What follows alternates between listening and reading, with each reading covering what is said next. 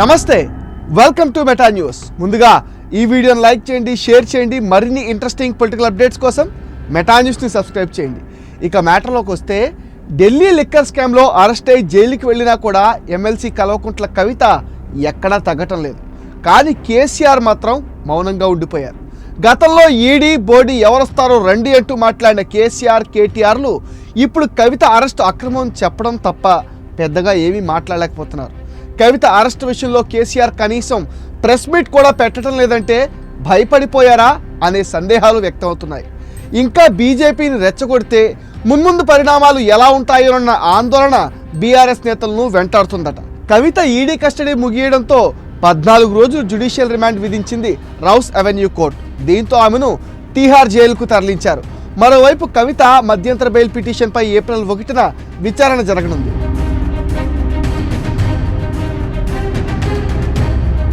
Liquor కుంభకోణం నుంచి కవిత ఇప్పట్లో బయటపడే పరిస్థితులైతే కనిపించడం లేదు. కోర్టులో ఆమెకు చుక్కెదురవుతోంది. అయినప్పటికీ కవిత మాత్రం తాను కడిగిన ముత్యంలా బయటకు వస్తానని చెప్తున్నారు. తనపై పెట్టింది మనీ లాండరింగ్ కేసు కాదని, ఇది పొలిటికల్ లాండరింగ్ కేసు అని డైలాగులు కొడుతున్నారు. తాత్కాలికంగా తనను జైల్లో పెడతారేమో కానీ తన ఆత్మస్థైర్యాన్ని ఏమాత్రం దెబ్బతీయలేరంటున్నారు. గతంలోనూ కవిత ఇలాంటి వ్యాఖ్యలే చేశారు. మహా అయితే అరెస్ట్ చేసి జైల్లో పెడతారు, అంతకంటే ఎక్కువ ఏం చేస్తారంటూ కామెంట్స్ చేశారు. ఇప్పుడు ఆమె అదే కామెంట్స్ చేస్తున్నారు. ఇప్పటికే ఈ కేసులో కింగ్ పిన్గా భావిస్తున్న కేజ్రీవాల్ అరెస్ట్ అయ్యారు. అయినా కవిత మాత్రం తనపై పెట్టిన కేసులు కుట్రపూరితమేనని వాదిస్తున్నారు, వాయిస్ రైజ్ చేస్తున్నారు.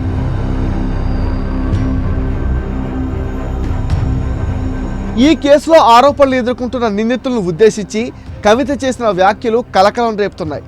ఈ కేసులో ఒక నిందితుడు ఇప్పటికే బీజేపీలో చేరారని, మరో నిందితుడికి బీజేపీ టికెట్ ఇచ్చిందని, మూడో నిందితుడు బీజేపీకి 50 కోట్ల రూపాయల ఎన్నికల బాండ్ల రూపంలో విరాళం ఇచ్చాడని కవిత సంచలన ఆరోపణలు చేశారు.